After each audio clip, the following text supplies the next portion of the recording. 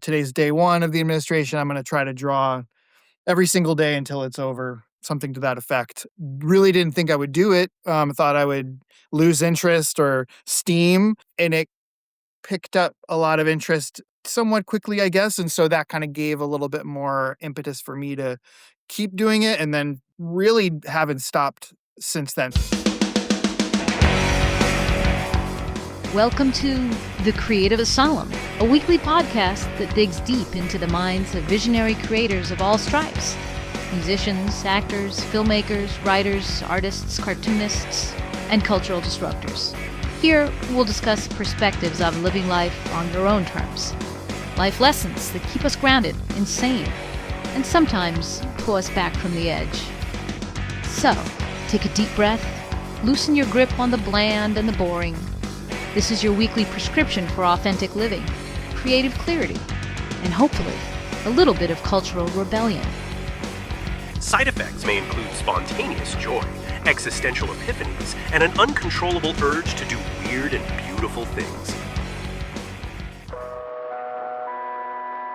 Hey everybody, it's July 21st, 2026. My name is Daniel and you're in the Creative Asylum. Today's episode is with Mr. Jesse Duquette, Meta's most shadow banned cartoonist and also the drawer of The Worst People You Know. Little bit of a misnomer actually, because these are not people you know, and at least from where I sit, these are people I would never want to know. We're talking about the Trumps and the Vances and the Mitch McConnells and basically the entire show that is the current administration and the current White House.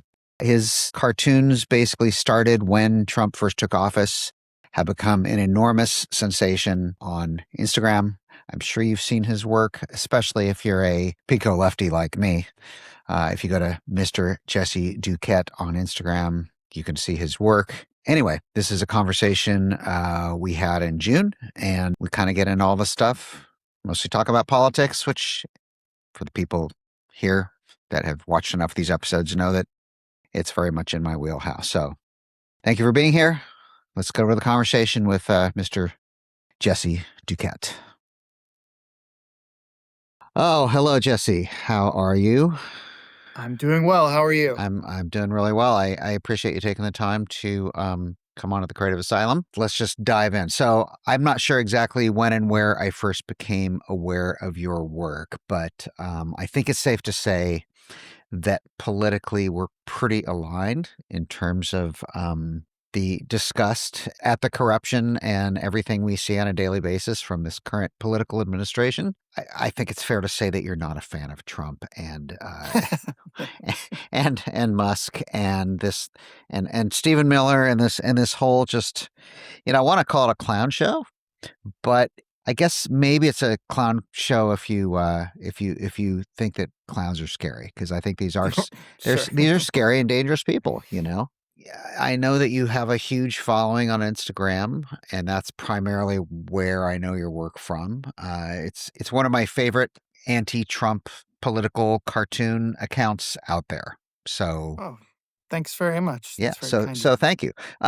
So I guess maybe we'll just start with, at what point did you start doing these particular cartoons? And were you doing a lot of work prior to all the orange-faced Cheeto dust cartoons that you do? Not so much. I had kind of gotten back into drawing after a long spending most of my teens and 20s and a little of my 30s only focused on songwriting and being in a band. Okay. I didn't touch a drawing at all except to draw my band's flyers for shows. Right. And then I kind of began to move away from that and back into drawing, which is the thing I'd done since I was a very, very little kid. Mm-hmm. But there wasn't any real intention or anything behind it. I would just kind of draw I would draw random portraiture musical artists I like, and just kind of put stuff in, or all sorts of random stuff. Uh-huh. And so just kind of doodling. I would draw political stuff on occasion, but it was never the primary focus at all. Uh-huh. And then in 2015 into 2016, that whole campaign uh, season is when I started to draw more frequently Uh-huh. in political art. And then when the election happened in 2016, I kind of got moved away from social media entirely for a few months, and then really began drawing political drawings in earnest with the first press conference of his first presidency, the one with Sean Spicer Oh, yeah. saying the biggest crowd.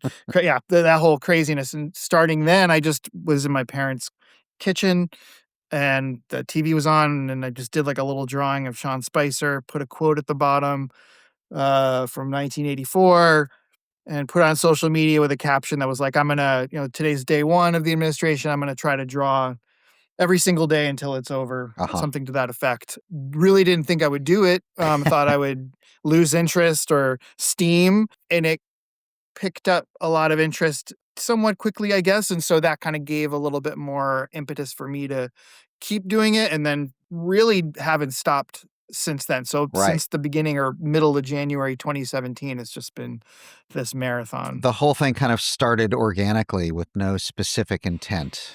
Yeah, I mean, if anything, it started with like a dare to myself that I fully had no intention of seeing through. It still surprises me. I famously never finish anything I start, especially when it comes to drawing. So this and I'm not done, so I technically still haven't finished anything. But You finish each drawing, at least in terms of it being finished enough to post, right? that's true. That's true. I'll take that. I think the post is kind of the period on the sentence, you know. I like that frame. I'll frame it that way. During all of this, has it been the surprise following you've amassed that's been inspiring, or is it the horrors of what we're having to endure on a daily basis that's been inspiring? Or has it been the fact that, I assume at this, I mean, I really hope, but I assume you're making a living doing this at this point. Oh no, this is No, total really? hobby. Oh yeah, this is a hobby. But I mean, like, even like with like, aren't there merch and t-shirts and stuff like that? Like, is that enough I to mean, generate? yeah, But there is, and I do sell some stuff there, but I mean, as you might imagine, the market for people who want a photo of that or mm, drawing of that guy on yeah, them is, yeah. to be fair, certainly people do buy the shirts and all that, but it's not like it's not like making a ton of money with that at all. So this is very much just like a get home from work and draw Hmm. after work kind of hobby thing. Yeah. But in terms of the inspiration, both aspects are inspiring, both like in different ways. Like, so the news is literally inspiring in terms of that's where the ideas for the drawings come from. Unfortunately, Hmm. inspiring, Yeah. but I guess attention that the accounts have gotten and that sort of the follower thing is inspiring in a different way, because it was never remotely an expectation. Hmm. I never considered that anyone would care or pay attention. It's an endless source of surprise, that people do pay attention and follow it, and so that's inspiring in its own ways. It gives a little bit of, I guess, it makes me feel a little more compelled to do it. Hmm. I would be doing it regardless, but Right. certainly the fact there's people who enjoy it makes it, gives it its own, I guess, a sort of a reason to keep doing it too. I'm somebody who's been kind of a political junkie, like way too much of my life. And it seems that I give too much of a shit a lot of the time. And the whole nature of this kind of, I don't know, I guess call it crisis politics, or, the politics of, like, we have a billionaire who's throwing hissy fits and tantrums all the time because, he's not getting his way. And it's like, it's so insane to me. And yet, like a train wreck, it seems almost impossible to turn your head away. If Trump has any superpower, it's that he is able to create such chaos that he just monopolizes every news cycle, every minute, and every second of every day. And so it becomes Yeah. increasingly hard to turn your head away. And what I feel is certainly happening to me, and what I'm seeing with a lot of my friends, is they are slowly crumbling emotionally because it's like ongoing trauma. Mhm. And I guess the point that I'm trying to make is I've been making a very conscious effort to try to sort of pull back, pull away, realize that I don't need to see constant coverage of the same thing over and over and over. I can be much more selective in what I consume, how much of it I consume, what things are maybe just distractions. And, yeah, I'm pissed off, but there's nothing I can do about it. And like the Kennedy Center thing is an example of like, Yeah. it's so rude.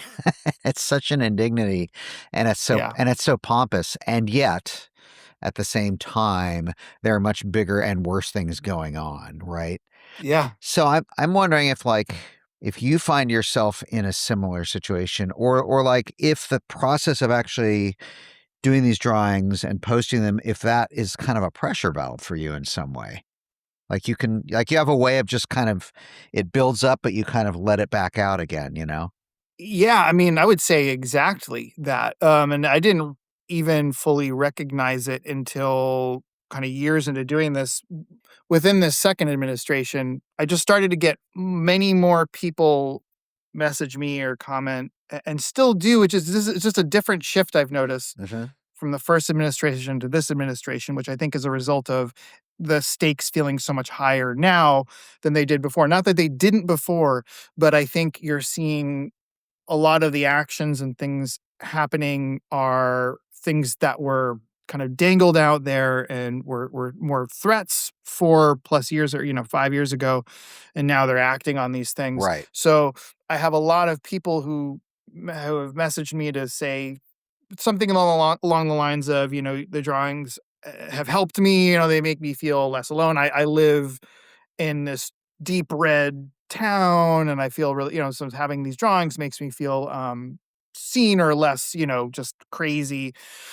So, upon getting these messages, it occurred to me that the drawings serve the same purpose for me. Right. Thankfully, I found something that the act of drawing is self therapy. It is something that helps me compartmentalize and work through the stuff. So, when people say things like, "I can't believe you have to, like, look at this guy's face and draw it," and, like, yeah, totally, I would prefer not to, Yeah. but at the same time, it is an exercise of it. It actually is a weirdly therapeutic thing. It helps me work through whatever dread or anxiety, everything is sort of creating. So, it definitely serves that purpose, thankfully. If it didn't, if it was a grind, I mean, I probably wouldn't be still doing it. I don't think just to have to do something that would be adding to those terrible feelings would probably not be ideal. Yeah. I think the process of using creativity to speak out against or express the way you're feeling is in and of itself kind of a tonic for the trauma, you know? Yeah. And I think you mentioned something what you said about the Kennedy Center was, I think, important, right? Because there's so much of that kind of stuff where it all these indignities, all these things where you're just like, cannot believe how could one person be so narcissistic to Yeah. think of these things and then get other people to help him do it. At the same time, there is such a ceaseless onslaught of this stuff that it can be easy to become inured to it or just recede and kind of like, I don't want to think about it. And so I think what's been the bigger challenge, at least for me, especially over the past couple of years during this administration, is to stay more focused on the things that truly matter more. It doesn't mean Right. to ignore all those things. They are things that are worth acknowledging, like, this is insane, right? But I think you're right. These things at the end of the day, putting a name on a building, while gross and totally insane, pales in comparison to, building these supermax concentration camps all over the country. Who are they going to put there?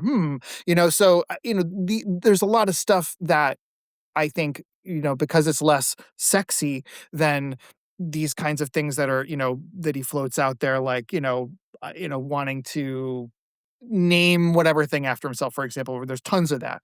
And I do think there's a lot of stuff that he does truly because he knows it's going to just like drive some people crazy. Yeah. And I think very often it's also intentionally used as a distraction, like, look at this thing that will inevitably get knocked down in court or whatever, but because it grabs attention, it's usually grabbing someone's attention away from something that has way more Something that's more horrific.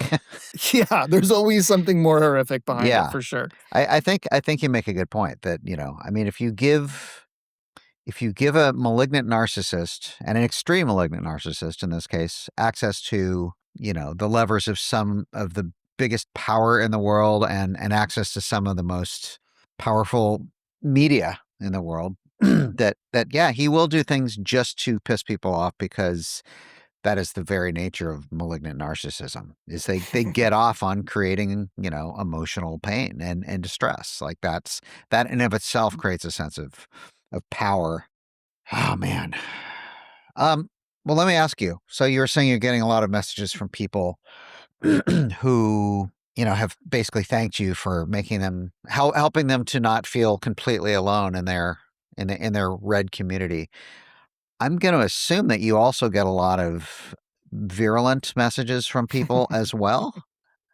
Sure, yeah, definitely comes with the territory, Yeah. I mean, But yeah. how do you deal with that? Do you write back? Do you ignore them? Do you block them? Do you report them to the FBI? Like, have you had any messages that you've had to report to the FBI, like death threats, that kind of stuff? There's been some, certainly, not as many as I think a lot of other people probably get, but I definitely field a lot of that stuff. Like my experience, right? I'm just like a normal person Hmm. who Hmm. went from just, I don't know, like being able to sort of exist in the world without, well, let me back up a second. I was a white guy on the internet Sure. being able to exist without fielding a bunch of crazy bullshit. I mean, granted, I draw mean drawings of political people, which is why I catch heat. Meanwhile, there's people who are just like trying to live their lives, like whether you're a trans person or a white person, whoever, or a woman rather, who has to endure all sorts of like nasty shit just for being them, right? Right. But to go from one day anyways, like, right, just like I never had anyone send me a mean anything ever. Like, why would you send a random stranger some shit? And then all of a sudden to have like you know, this stream of that kind of stuff was a jarring thing to have to see happen. After a while, you just kind of become, I guess, you accept that that's part of being political on the internet. I don't really engage very much at all. Sometimes to entertain myself, I will, but Yeah. you also know to just anytime any kind of like actual reporting comes out about this kind of thing, it's revealed that so much of this is just manufactured bot energy Right. going on. So the last thing I want to ever do is waste breath or time engaging with something like that. Somebody to troll farm somewhere in Bangladesh or something like that. Yeah, yeah, exactly right. Because that's you're truly doing is playing directly into their hands. That's exactly Right. what they want. That whole thing, it's a bummer. No one wants to see or be on the receiving end of that kind of stuff. But to be honest, like it doesn't bother me much because I don't know or respect these people. Like I don't think about them. For the people that are real human beings doing this, the bummer for me is that it's such a sad indication of where a lot of young guys, I would say predominantly, are at. Like this is a byproduct of the kind of shit that they absorb on the internet, the kind of people they listen to, and Right. that's depressing. That's a bummer. Again, I'm not trying to win these people over, and it is what it is, but it's unfortunate when you kind of see people who are like young people and they're already so indoctrinated with mindless bullshit. It's crazy. Does that kind of attitude, like these, I don't know, just call it death threat culture? Does that surprise you in any way? Because I don't recall ever seeing this in the political arena, at least not to this degree, until Trump came into power. Like that seems to be part of that whole paradigm, that whole culture. I know that there's always been people that have sort of threatened, but it seems to have become almost like enterprise level now, you know? It's definitely supercharged. I mean, I remember in the Obama years when I would post political stuff, I mean, not drawings, just like political stuff, and I would definitely feel some racist shit Yeah. along Yeah. those lines. Yeah. So, I mean, that's the thing, right? Like, none of what's happening is new. It's not like Trump was a pioneer of bigotry or white supremacy, but he's definitely ushered in or helped to usher in this kind of mainstreaming of Hmm. it or re-mainstreaming of it, Right. making it legitimizing it, making it acceptable. So I would say it's supercharged, and have noticed that certainly increase over the past 10 years. I'm Yeah. not on Twitter anymore. I left that a while ago, but I remember that was a wild transition, was to see that. That was probably the most stark example, was going from Twitter, which is already kind of a gross hellscape anyways, but when it transitioned to X was like, that was wild to It see got I what that. was gone long before that because I was just like, Good for yeah, you, man. yeah. Good for you. But, even some of those people are beginning to infiltrate threads a bit too. Yeah, what a bummer, because I do It I mean, is. I'm not a fan of any of it, but, like, Threads to me was a nice, like, antidote. I liked Right. the premise of it. It was a little more boiled down. I kinda liked the simplicity of it, and for a while, it was I knew it was short-lived. Nothing can last, free of that kind of MAGA energy, but, it's yeah, you're right. I mean, I honestly, over the past year, so much worse than Instagram, which was always like really bad. But that's nothing compared to Threads now. Is like, it's pretty intense. It can be. But, their features to block and mute and restrict are actually really good tools. And the whole thing, sometimes I wonder why the hell I waste my time being on those places. Yeah, Like I think as a single voice, I can't make much of a difference. I think what you're doing creatively has a much stronger potential to actually reach more people in a way that's meaningful. And maybe that's just the nature of art or visual commentary.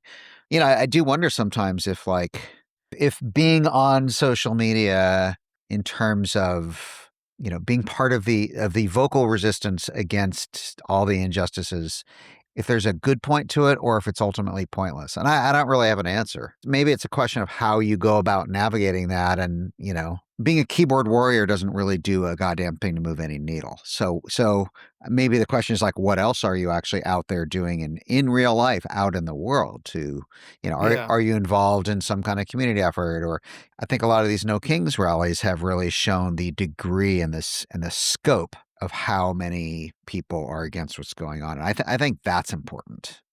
I think that's powerful. I do. I think it's a good. I think it's helpful because it's a good visual reminder of exactly that. That no matter anything else, the fact is, the numbers are on our side, or maybe more accurately, are against Yeah. Trump. So Yeah. I think it's helpful for that. And I do think it's helpful for people who, again, live in areas, that aren't typically welcoming of this kind of thing. And I think Hmm. for people who live in, the little rural towns, to have No Kings rallies in their downtown, I think is mentally great for people, Right. are in those areas. At the same time, I think the danger and problem with the thing like No Kings is it gives people a false sense of accomplishment, Hmm. and forward movement. That's not what these are for. They're not protests, they're parades.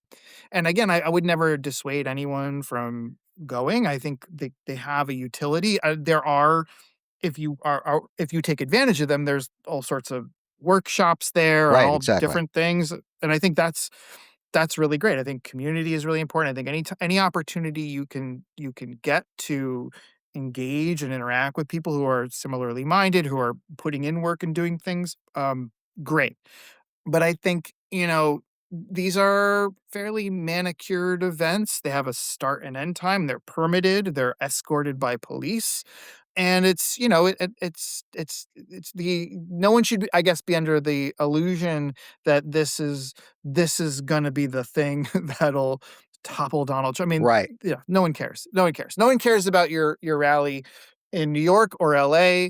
I mean, that's not where they are.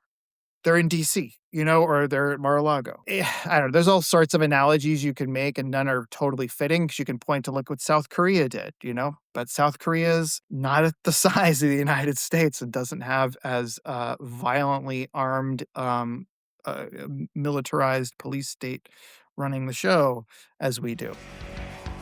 If you're enjoying this conversation, please make sure you hit that follow button so you never miss an episode. If you're watching on YouTube, please like this video, leave a comment, and if you haven't already, please subscribe.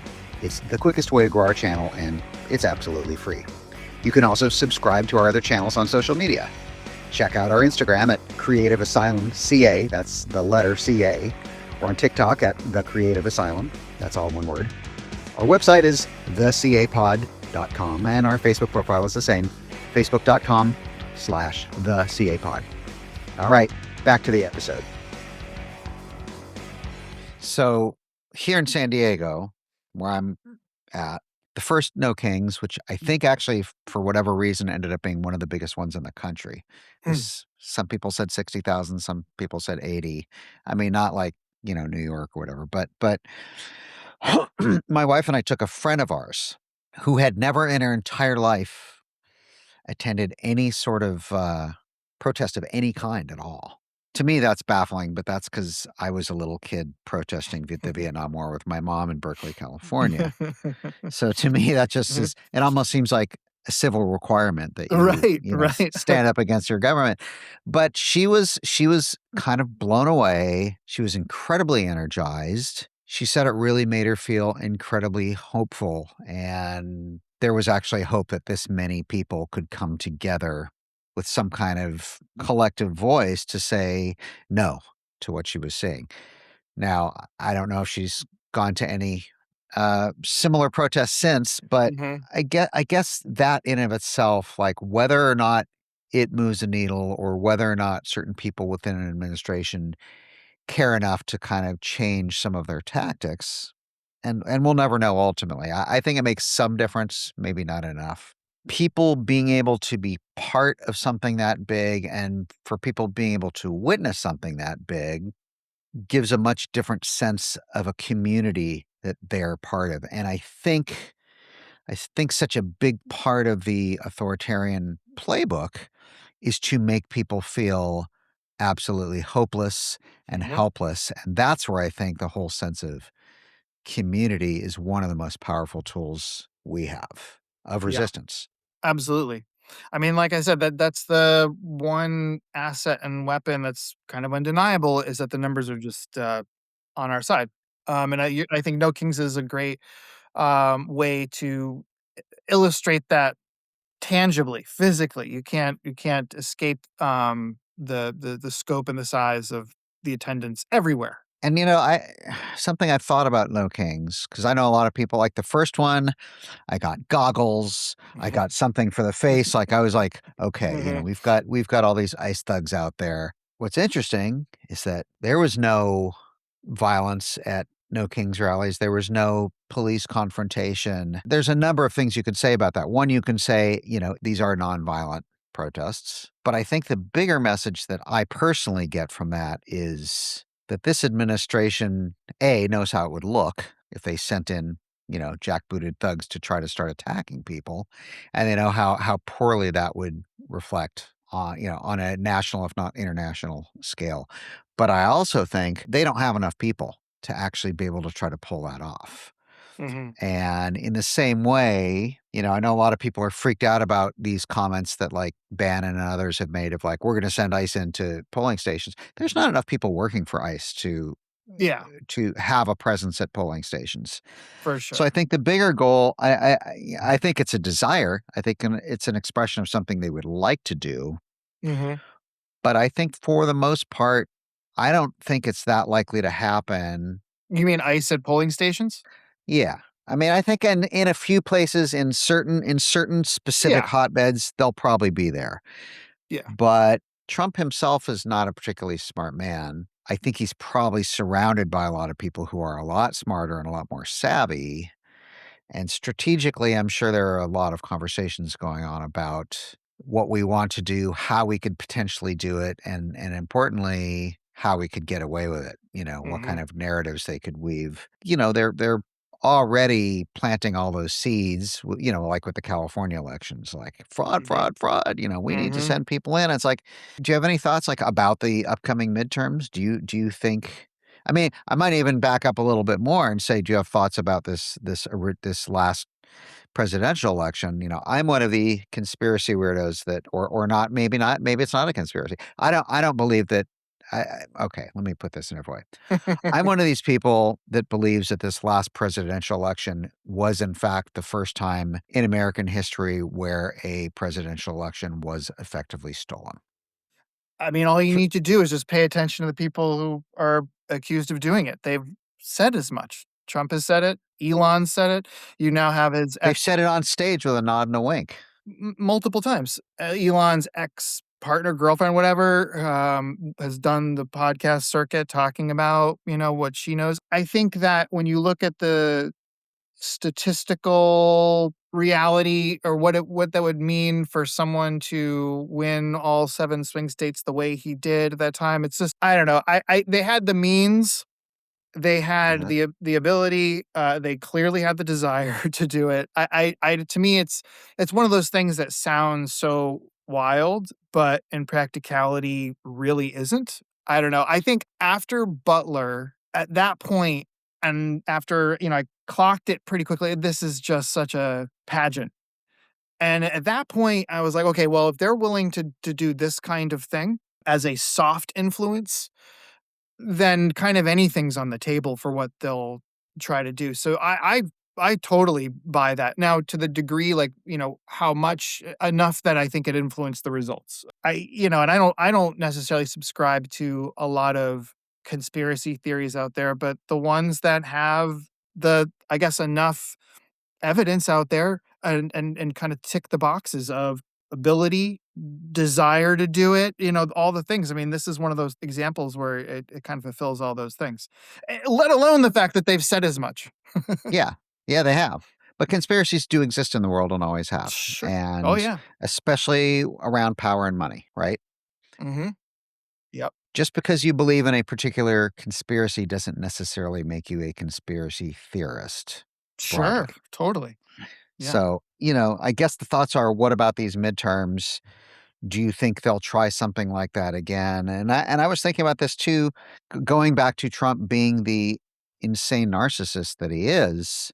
He would pull every string and make every promise and pull every favor to make it happen where it comes to his own power. Yeah. I'm not convinced that there's enough of an infrastructure or desire, at least as driven by him, to do the same thing for the midterms, because it is true that his next 2 years of his presidency are going to be impacted in terms of power, but he's still going to be in power. Like, I don't think he cares enough about the futures of other people, whether they're in his current, chosen party or not. I feel like he is just as happy to just burn everything down and watch everybody burn with it in terms of his own party.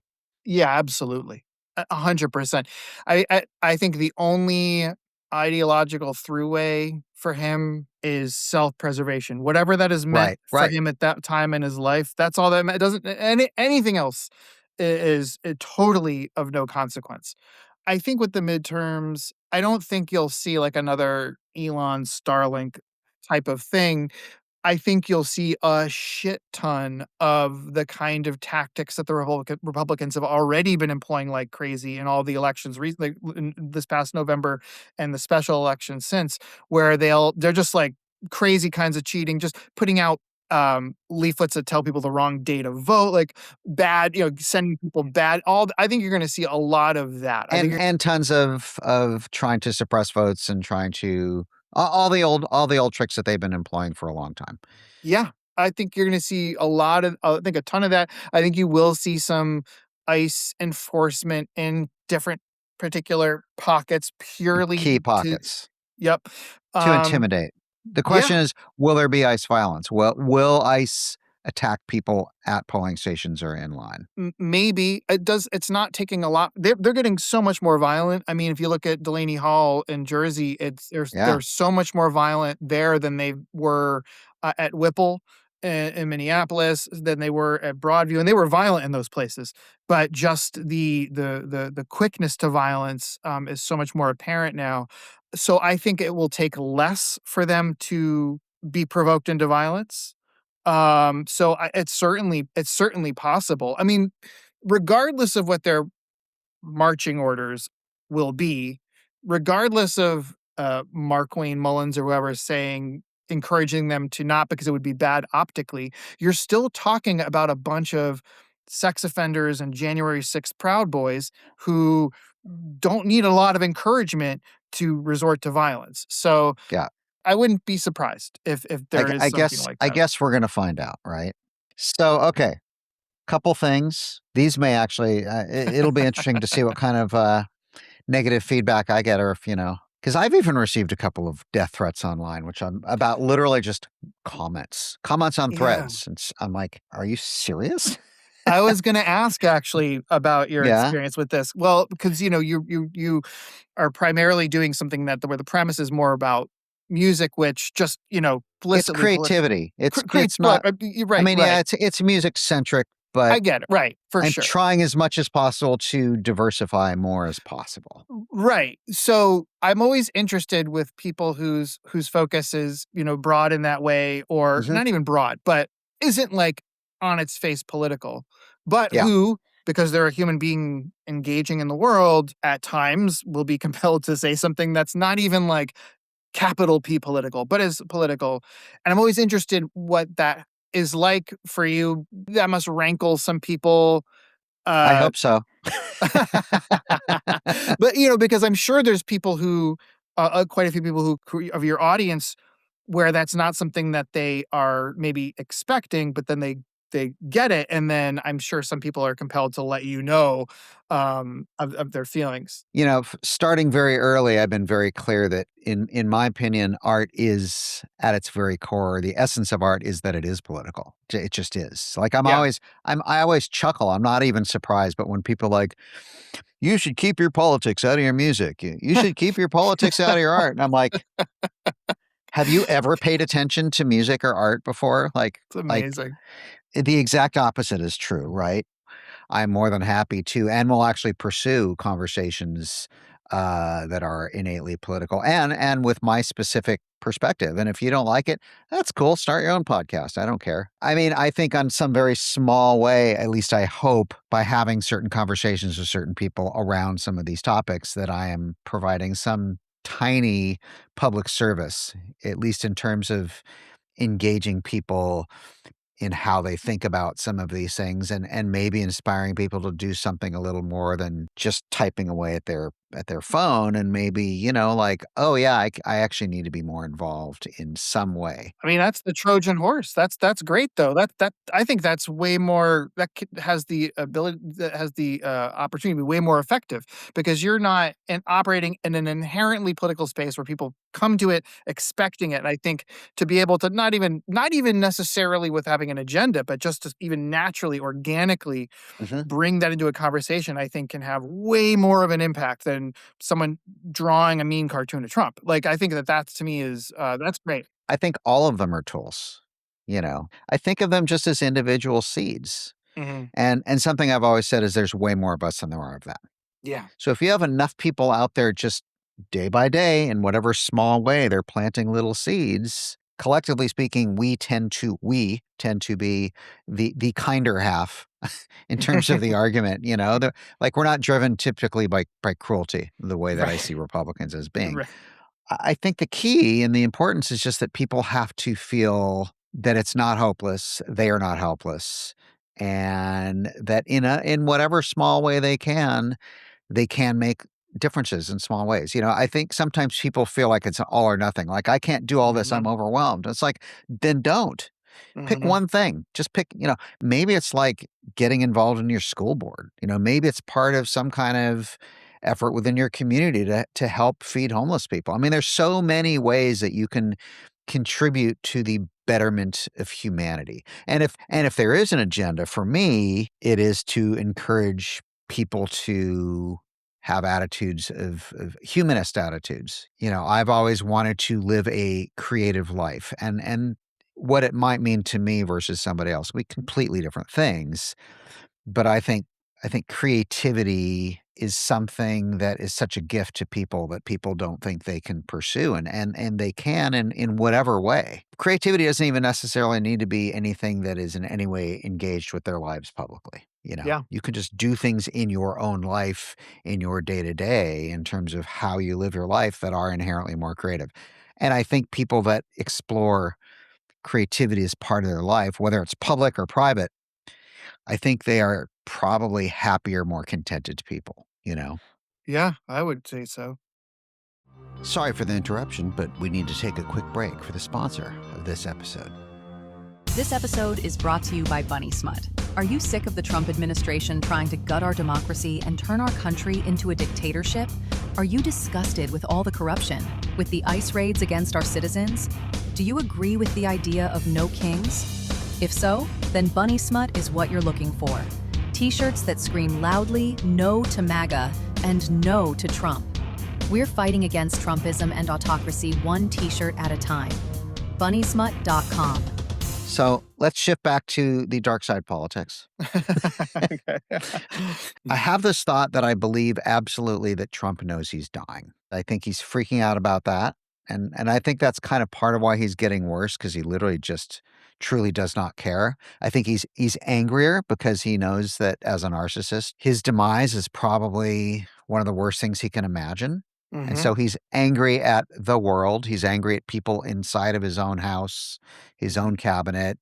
He's just angry. He wants to take it out on the world. So with that in mind, it is my hope that he dies sooner than later. His dad lived to be 93 Yeah. with very, very advanced dementia. So my question is, what do you think about the MAGA movement? Do you believe that it will largely crumble after he dies, with the thought that it's truly a cult of personality? It's a cult of personality 100%, but MAGA's the current mode. I think that the vibe shift that he helped usher in is gonna remain, meaning the normalizing of a certain kind of racist, misogynistic, transphobic behavior just made it something that's become acceptable. And I think given white grievance a level of legitimacy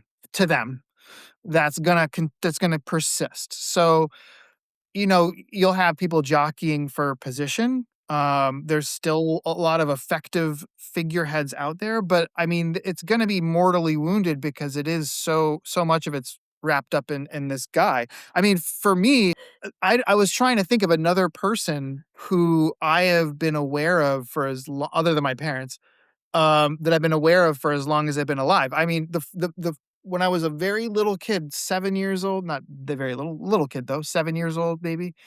I was obsessed with Bloom County. It was like the first comic strip that like I was like really obsessed with. Donald Trump was in Bloom County. He was president in Bloom County in Was 1986. he? Around, Really? yeah, Oh, wow. in the body of Bill the Cat, the character, but it was Donald Trump. Okay. So Got from a very young age, I've just always known about this fucking guy. So there is very few people who can create the kind of cult of personality that he did. I mean, he's a cross-generational commodity that people know. So, MAGA as we know it will more or less cease to exist. There's nobody who can just seamlessly fill that void. They're trying right now to really sanitize JD Vance. That's why he was on The Yeah. View. It's Not why he gonna did work. his weird, like his audition for Fox News, where he did like a newscast. It's just Well, crazy shit. I didn't even catch that, and You I'm missed happy. nothing. You I'm missed happy I didn't. Yeah. It's but just it's like fine. there's nobody who can take the mantle. I mean, you could think of a lot of people who could be likely contenders to be like sort of the next figurehead, none of whom have the cultural cachet, sadly, that Donald Trump does. So it'll change. I think the one downside to him dying Mhm. is whoever fills this void inevitably will be smarter. And that's the part that worries me. Because Yes. I think one of the things that's we've only been saved by is how inept he and the people who he's surrounded himself with are. The people are smarter than him because it's hard not to be, but you're still talking about really dumb people. And had these people been more effective at being fascists, we'd be a lot farther along than we already are. We're pretty far along. We are. Yeah. The Yeah. worrisome part. I have a hard time imagining that there is a personality that will grab the attentions of this movement the way that Trump has, you know. Yeah, it's Yes, too there fractured. are other people in his orbit, but I don't see any of them kind of filling those shoes, you know. No, I mean, it's too fractured. there will always be people trying to pursue that mantle of power. I've never seen this kind of thing in my lifetime, and I think I'm quite a bit older than you. You know, politically, I'm just like, I mean, maybe Reagan, but even then, he wasn't treated like a religious figure the way Trump is. You know, the people didn't have flags. He's the only president that's ever had people with huge Oh, yeah. flags outside their house. It's bizarre to me. It's so weird. So I'm hoping that, you know, like when Jerry Garcia died, I was like, oh my God, he's going to be like the Grateful Dead. He's going to become a god. But he didn't. Mhm. Like all those intensely loyal deadheads just kind of got sad for a while. There was Jerry Garcia, like a revered person who's now gone, and people moved on. And I'm hoping that that's essentially what happens with Trump, and that people are just like, wow, that was embarrassing. I think you'll see a lot of that. I mean, I think you're not going to see the same people who, like what happened in 2016, these people who either had never voted before or hadn't voted in years come out to vote for him. And I think you won't, I mean, you're going to see that vacuum. I mean, there's not going to be, I don't know who else, again, who could fill in with that same kind of broad support, energize people like that to come out and vote for, on that side of the aisle, to vote for someone like that. You're not going to get the Right. same energy. Tucker Carlson is someone that people keep talking about, but even that guy doesn't have nearly the comprehensive hold over his party No, that Trump does. I do think he's going to probably end up running, which is a little Tucker unnerving. Carlson? Uh-huh. I think you're right. Because he plays a simp on TV, but he's a smart dude. Oh yeah. You know, him putting distance between himself and Trump was very calculated. Yeah. It wasn't ideological. Nothing's changed there. But I think he's a smart guy. He sees the writing on the wall. He sees how underwater Trump is on everything. And wants to put distance between himself and that. So let me ask you, as we're kind of getting toward the end of our time here, when Trump dies, or when he's out of power and office, do you imagine that you will continue doing what you're doing in terms of your drawing and your cartooning? Unfortunately, yes, because again, Trump didn't start all of this. And it's not going to go away. And I think that's, I think people probably are aware of that, but I'm, you know, and I'm certainly been a proponent of wishing for Trump's death for sure. I don't do that assuming it's a panacea. It's like the thing that's going to be end all the bad shit. No. It's like removing a tumor. Absolutely. And unfortunately, you know, with America being the body in that situation, there's going to be a lot of tumors. And I think there's always going to be stuff to document and draw about. And I'll be happy to never have to draw this stuff ever again. I just don't, I think there's always going to be fodder for it. Probably with the reason why I've been able to do these drawings every day for the past 10 years or so really is because of how, no pun intended, cartoonish he is. He's like tailor-made for making cartoons of. So, you know, I don't know we'll get another one of those kind of people in office. I certainly hope we do not. But I'm sure there's never going to be a shortage of stuff to draw about with along these lines, unfortunately. Thanks so much for listening to this episode of The Creative Asylum. A quick favor before you go. If you liked this conversation, please be sure to follow and subscribe wherever you get your podcasts. New episodes drop every Tuesday at 10. You can find us on Instagram and on YouTube at Creative Asylum CA. That's Creative Asylum and the letters CA. Our website is thecapod.com. And our Facebook is the same, facebook.com/thecapod. Until next week, when we'll have a new conversation with another creative disruptor, stay creative in life. and at work.